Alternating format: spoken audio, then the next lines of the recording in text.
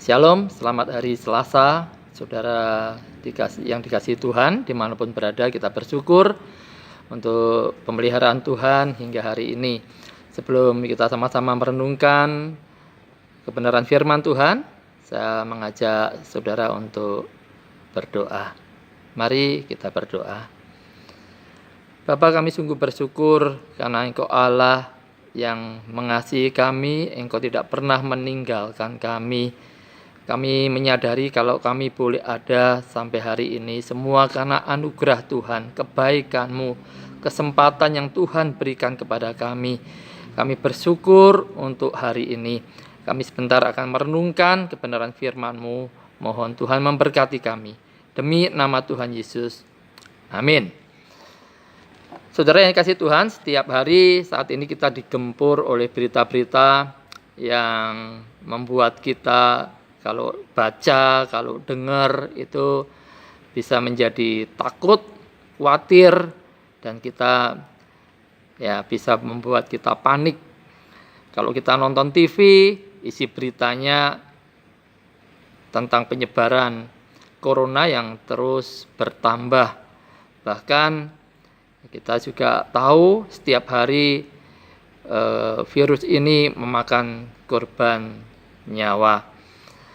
Saudara, kalau pikiran kita setiap hari diisi dengan berita-berita demikian dari pagi, siang, sore, malam, ya ini tentu kalau kita terus setiap hari konsumsi berita yang demikian, kita bisa dibuat stres, kita bisa menjadi ketakutan, dikuasai oleh kekhawatiran dalam hidup kita.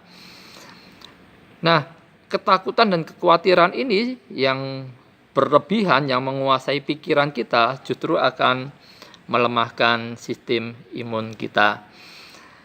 Ya, saya tidak mengatakan bahwa kita tidak boleh mendengar atau mengikuti perkembangan situasi wabah virus ini, tetapi jangan lupa ada yang lebih penting yang harus kita konsumsi setiap hari yang dapat menguatkan kita, yaitu adalah kebenaran firman Tuhan.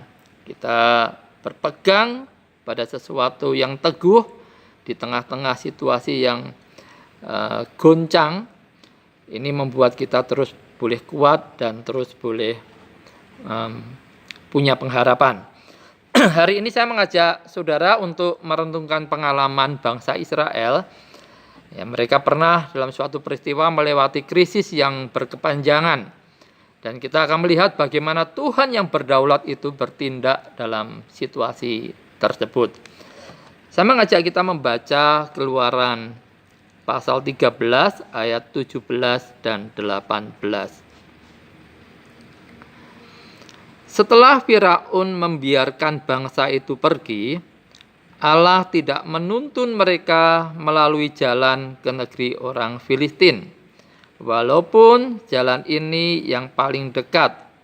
Sebab firman Allah, jangan-jangan bangsa itu menyesal apabila mereka menghadapi peperangan sehingga mereka kembali ke Mesir. Tetapi Allah menuntun bangsa itu berputar melalui jalan di padang gurun menuju ke laut Teberau. Dengan siap sedia berperang, berjalanlah orang Israel dari tanah Mesir. Saudara, kisah ini menceritakan perjalanan orang Israel, bangsa Israel ketika keluar dari Mesir menuju ke tanah perjanjian. Mereka menempuh waktu yang amat panjang karena Tuhan memang rutenya itu diputar oleh Tuhan ya melalui padang gurun. Sebagian besar perjalanan yang mereka arungi itu adalah padang gurun. Nah, kalau kita dengar kata padang gurun, saudara, apa yang terlintas dalam benak saudara? Panas, kering, tidak ada air, tidak ada sesuatu yang indah yang bisa dilihat. Tentu ini suatu yang tidak nyaman dan sangat membosankan. Kalau setiap hari kita ada dalam keadaan seperti itu. Nah, dalam perjalanannya bangsa Israel itu banyak mengeluh. Ya. Walaupun Tuhan sudah memimpin perjalanan itu dalam tiang awan dan tiang api, tetapi mereka terus mengeluh. Keluhan-keluhan yang mereka ucapkan ini menandakan sebenarnya mereka tidak benar-benar mempercayai Tuhan. Maka Tuhan kemudian menghukum bangsa Israel ini. Mereka dibuat berputar-putar selama 40 tahun di padang gurun. Ini tentu akan menambah masa krisis yang panjang bagi bangsa Israel pada saat itu. Ya, mereka tentu akan mengalami penderitaan, kesulitan, bahkan kematian. Tentu 40 tahun ini bukan waktu yang singkat, apalagi jika isinya adalah penderitaan. Kita yang hari-hari ini disuruh tinggal di rumah, saudara, satu hari itu lama sekali rasanya. Ya, apalagi bangsa Israel ini 40 tahun ada di padang gurun. Situasi krisis yang hebat, tetapi ada satu yang menarik, saudara, di Ulangan 8 ayat yang kedua.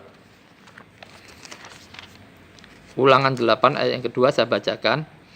Ingatlah kepada seluruh perjalanan yang kau lakukan atas kehendak Tuhan Allahmu di padang gurun selama 40 tahun ini dengan maksud merendahkan hatimu dan mencobai engkau untuk mengetahui apa yang ada dalam hatimu, yakni apakah engkau berpegang pada perintahnya atau tidak.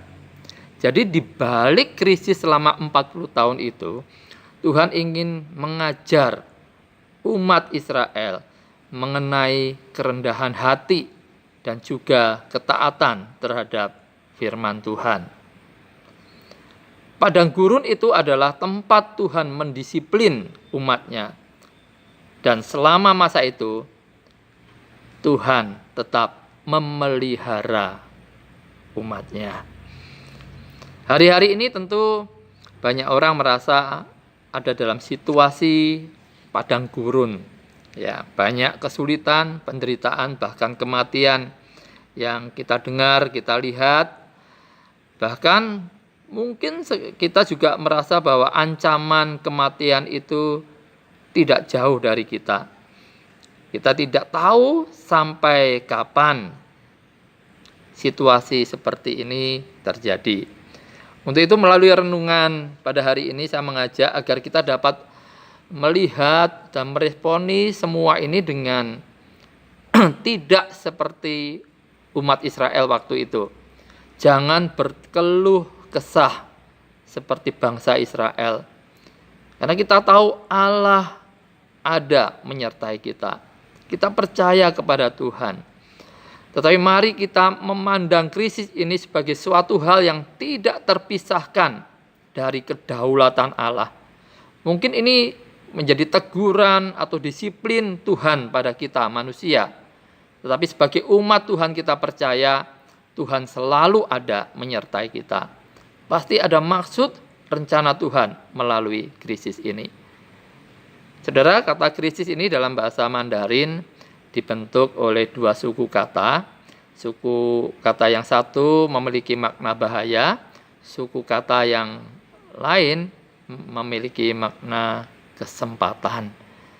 Di tengah-tengah masa yang membahayakan dari pandemi COVID-19 ini, kiranya kita juga bisa melihat sebagai kesempatan di mana kita dididik, disiplin oleh Tuhan, supaya kita menjadi umat Tuhan yang rendah hati, yang benar-benar percaya kepada Allah, umat yang taat kepada Tuhan. Justru di dalam kesendirian ini kita diuji. Ketika kita tidak ibadah bersama, kita diminta ibadah di rumah masing-masing. Saudara, ini kita diuji apakah benar kita ini adalah orang-orang yang taat kepada Tuhan. Gereja tidak meniadakan ibadah, tetapi ibadah itu dilakukan, dialihkan di rumah masing-masing. Apakah kita adalah orang-orang yang taat beribadah kepada Tuhan atau tidak? Di dalam kesendirian kita akan benar-benar diuji apakah kita benar-benar orang yang percaya kepada Tuhan atau tidak. Apakah kita benar-benar orang yang membutuhkan Tuhan atau tidak. Atau sebenarnya kita selama ini memang hanya bersandar pada diri sendiri, pada kekuatan kita. Mari saat ini kita koreksi diri. Saudara, tanggalkan segala kecongkakan kita. Saatnya kita merendahkan hati kita. Berbaliklah kepada Allah dengan hati yang hancur karena dosa-dosa kita. Melalui krisis ini kita sadar bahwa kita semua manusia di tengah-tengah pencapaian yang begitu hebat yang dicapai, kita semuanya lemah, kita tidak berdaya, kita membutuhkan Allah. Ya, hanya Tuhan satu-satunya yang patut kita andalkan. Saudara, carilah kehendak Tuhan. Setiap waktu, pimpinlah keluarga saudara untuk sama-sama mencari kehendak Tuhan dan melakukannya. Sejak kemarin, saya sudah bagikan materi untuk saudara renungkan bersama. Materi yang bagus, saudara. Saya sudah mendapat izin dari Pendeta Yakub Tri untuk materi ini dibagikan kepada jemaat. Saudara ambil waktu, kalau misalnya saudara dengar renungan harian ini pagi hari, pada malam hari sebelum tidur bersama-sama dengan keluarga saudara, ambil waktu untuk berdoa dan membaca renungan yang saya bagikan, ya, atau menontonnya. Kalau Bapak Ibu kesulitan ya menonton bersama, mari pimpinlah keluarga saudara, saudara bisa bacakan naskah itu, ya, dan kemudian taati. Ketika engkau mengerti kehendaknya, engkau mentaatinya, Tuhan pasti akan memberkati saudara. Kiranya Tuhan senantiasa memelihara dan menjaga kita semua. Mari rendahkan hatimu dan taati kehendaknya. Amin. Kita berdoa. Bapa, kami bersyukur hari ini kami boleh mendengar renungan firman-Mu. Biarlah renungan ini tidak sekedar kami dengar, tapi kami boleh mengerti dan kami melakukannya dengan sukacita. Biarlah kami boleh memanfaatkan hari-hari yang ada ini sebagai satu kesempatan yang Tuhan berikan untuk kami boleh menjadi umat Tuhan yang benar-benar percaya kepada Engkau, umat Tuhan yang rendah hati, yang mengandalkan Engkau dan melakukan kehendak-Mu. Berkati seluruh umat-Mu sepanjang hari ini. Demi nama Tuhan Yesus. Amin. Tuhan memberkati.